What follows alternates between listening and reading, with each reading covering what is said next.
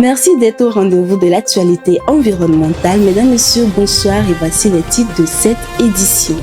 Le ministre de l'Environnement et des Ressources forestières Katari Foyi-Bazi et son homologue de la communication et des médias Akoda Ayewadan ont lancé officiellement la campagne nationale de reboisement hier à Anéro. Le compte rendu dans ce journal. La Centrafrique fait face à une rareté grave des ressources vivrières et sanitaires. Nous en parlons dans un instant. Greenpeace a construit à Paris une œuvre artistique en plastique sous forme de puits de fourrage pour lutter contre la pollution plastique. Bienvenue, voici pour vous le journal.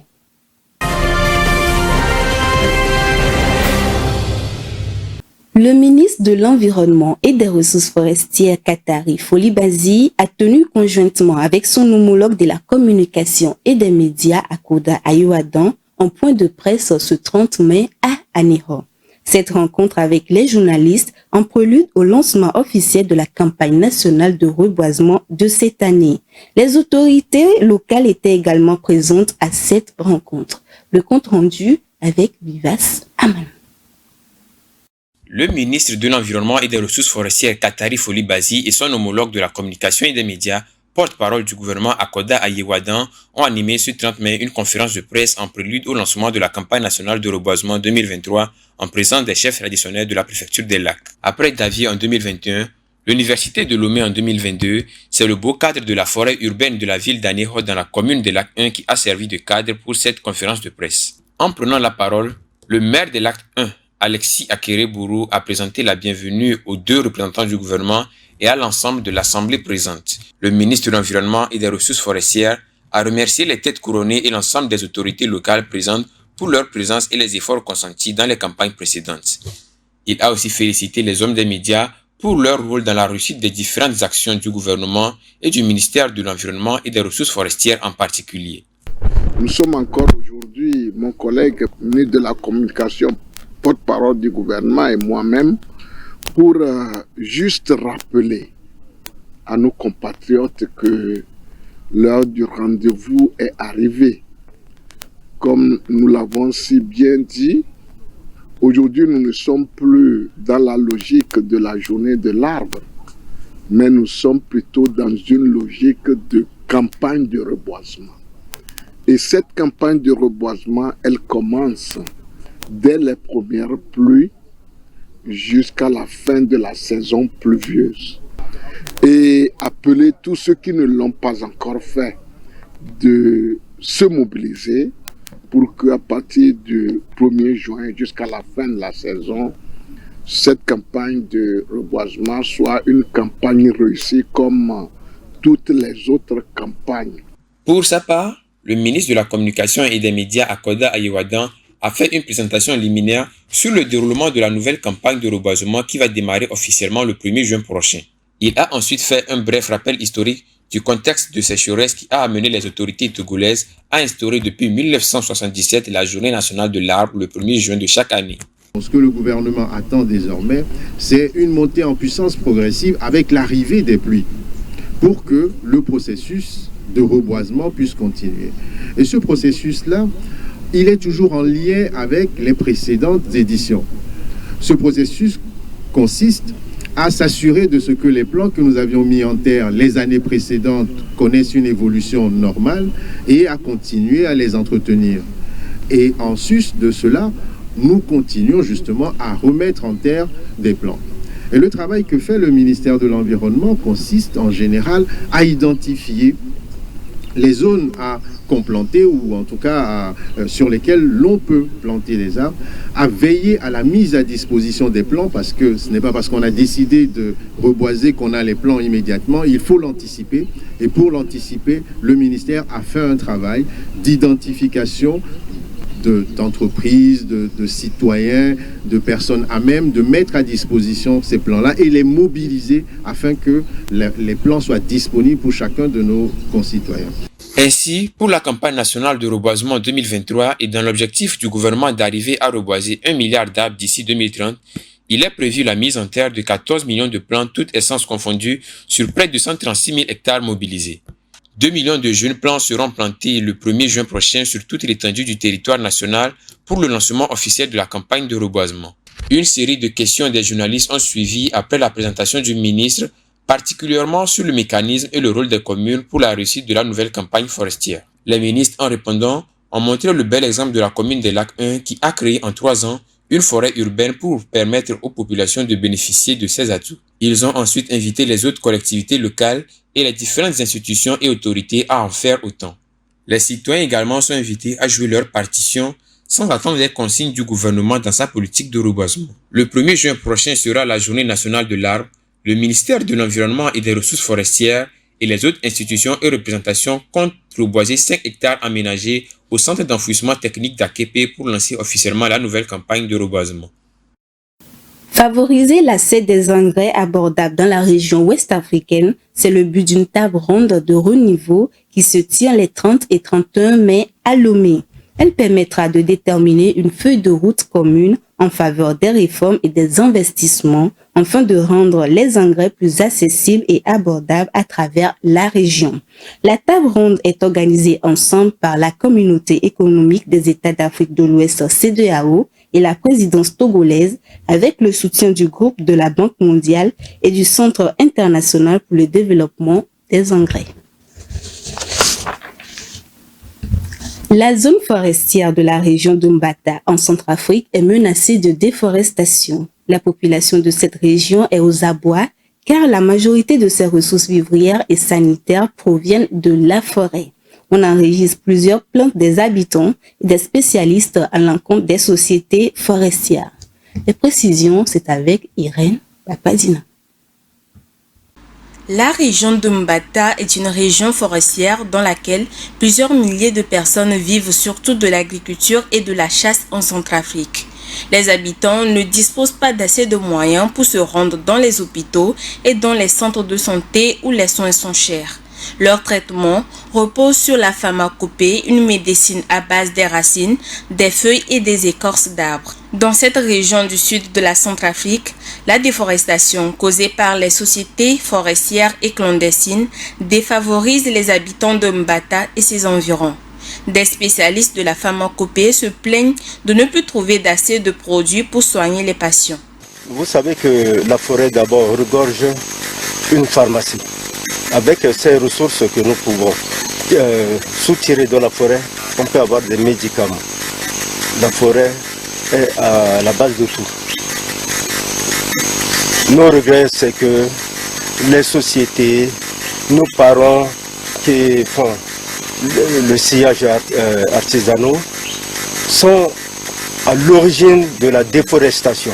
Les habitants sont au désarroi car cette déforestation agit sur les changements climatiques dans leur région. Les arbres qui leur permettaient de s'abriter lorsqu'ils travaillent sous le soleil disparaissent progressivement, ce qui ne leur permet plus de se ravitailler en plantes médicinales. La conséquence sur la population, c'est la sécheresse, c'est le changement climatique.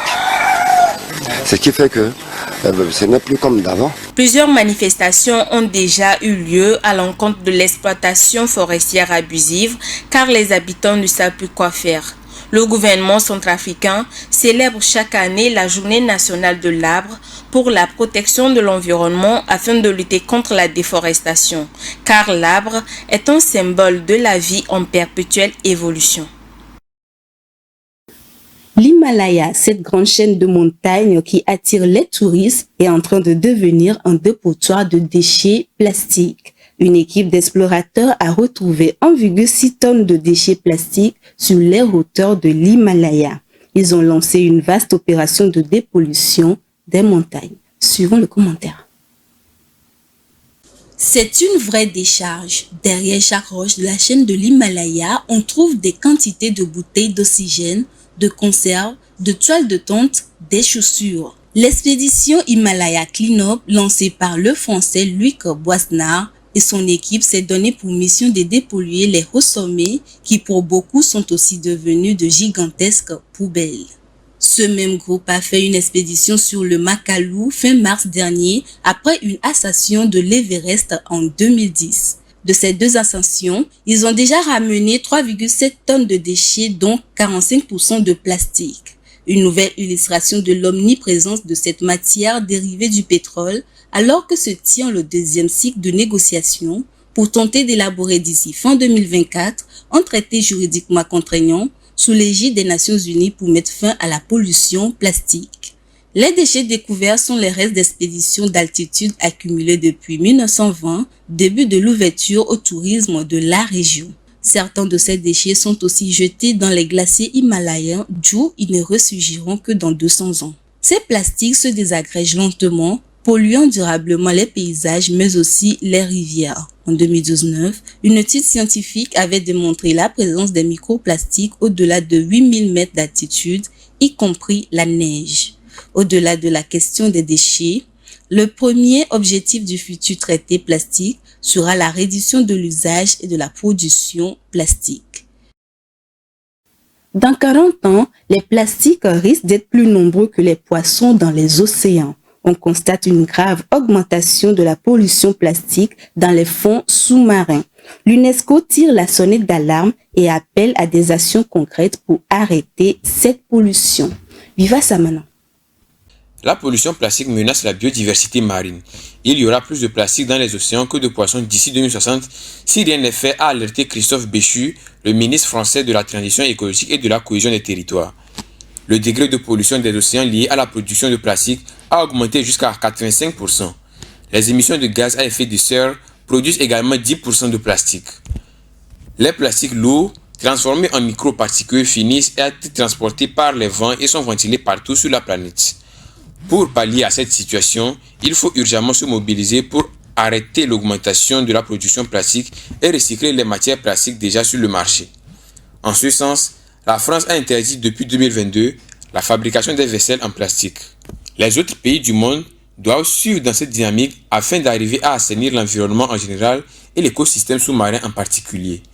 Une conférence internationale organisée par l'UNESCO sur la question de la pollution plastique s'ouvre ce 29 mai à Paris pour plancher sur le sujet.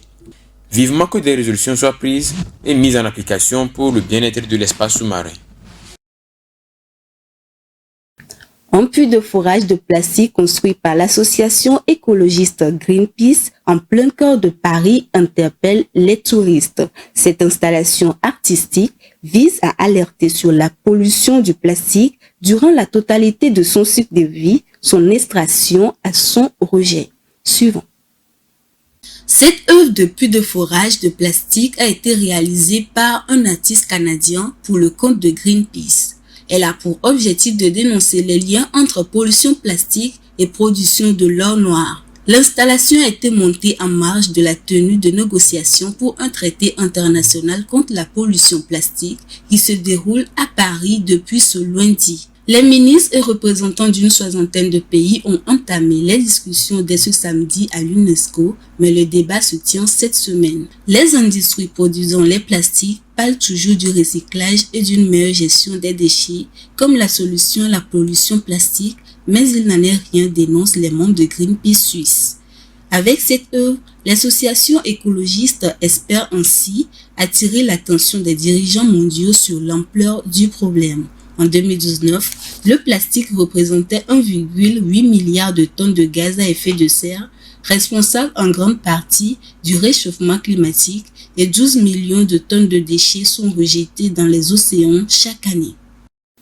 En France, les pots de yaourt sont considérés comme ayant des conséquences néfastes sur l'environnement. Ces pots de yaourt difficiles à recycler sont un véritable casse-tête pour l'écosystème et la gestion de l'environnement. Les détails dans ce reportage de nos confrères de France Info. Avec plus de 20 kilos de yaourt par an et par habitant, chaque Français consomme plus de 170 pots de yaourt chaque année. Avec une préférence pour les emballages individuels, plus faciles d'utilisation que les grands pots familiaux, le verre ou le vrac. Vous allez au supermarché, vous achetez, et puis quel contenant on pourrait avoir? Si, le verre, mais ça va être quand même du tri de déchets. On a eu là tout ça pour 3 €. On n'aurait pas pu si c'était en verre ou même en plus gros pot, ça aurait été moins pratique. Moi j'ai des enfants, donc je pense qu'individuel c'est mieux, pour qu'ils ne se battent pas. Pourtant, ces petits contenants gourmands peuvent avoir un impact à long terme sur l'environnement. car ils sont fabriqués en grande majorité avec de l'aluminium, du papier, mais surtout du polystyrène, particulièrement complexe à recycler. Légers, facilement cassables, ces pots, une fois jetés, sont souvent brûlés ou enfouis. Un fléau que l'on retrouve désormais dans les mers ou les océans. J'ai vu des centaines, des milliers de pots de yaourt vraiment traîner le long des côtes indonésiennes. Il y a des pots de yaourt qui vont se mettre en microparticules de plastique au bout de quelques mois ou quelques années, et puis qui vont aller dans la bouche des oiseaux et des poissons pour des centaines d'années. Pour limiter leur pollution, comment faire? Les industriels développent des filières de recyclage de ces déchets, mais ce n'est pas encore suffisant. Alors faut-il privilégier d'autres matériaux? Pour les fabricants, c'est avant tout une question de pouvoir d'achat. Il existe bien sûr du verre, du carton, mais ces produits sont plutôt réservés à des gammes premium. Donc aujourd'hui, le prix moyen d'un yaourt en emballage plastique est de 23 centimes, donc ça le rend vraiment très accessible à l'ensemble des consommateurs. Un prix premium va être beaucoup plus important, donc moins accessible.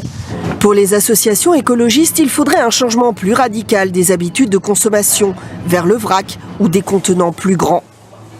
Il n'y a pas aujourd'hui d'analyse qui soit exhaustive, scientifiquement approuvée, qui nous permette de comparer les différents contenants. À cycle court, est-ce qu'il vaut mieux avoir du verre, du plastique? Il faut que la science puisse se saisir de ces sujets. C'est indispensable.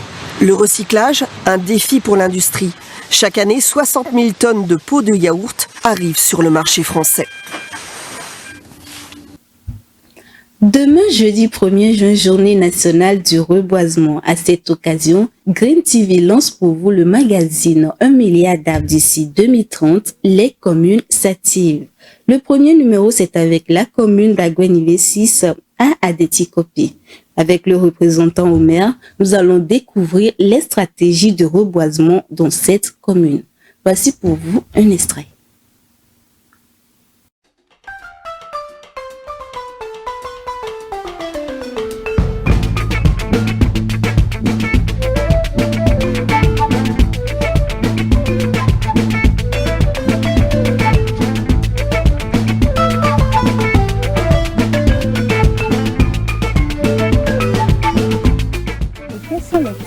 Est-ce que vous plantez souvent sur vos sites de reboisement?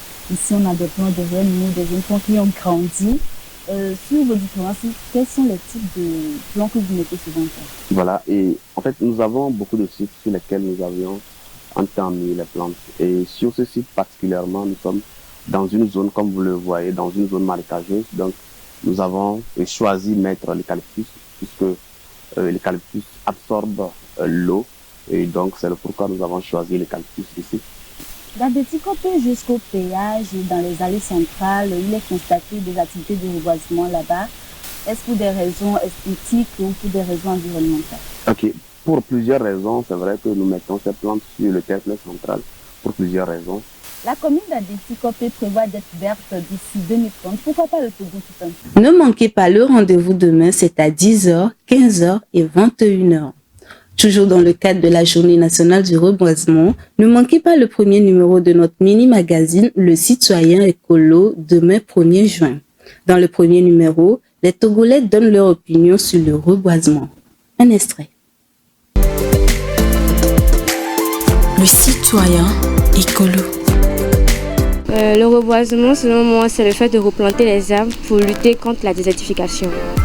Et le reboisement consiste à et nous on le doit comme ça et nous bon mais comme la déboisement souvent les régions domées et dans la réchauffement climatique ça va les d'aimer plus ce qui est transformé. Si on commence pas à amender les gens très sévèrement, peut-être que sûrement que voilà quoi.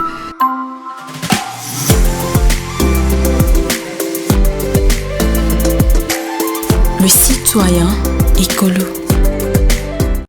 Voilà, le rendez-vous c'est demain 1er juin à 8h45, 12h45 et 20h45. C'est sur ces rendez-vous que prend fin cette édition. Merci de votre fidélité. Bonne suite de nos programmes.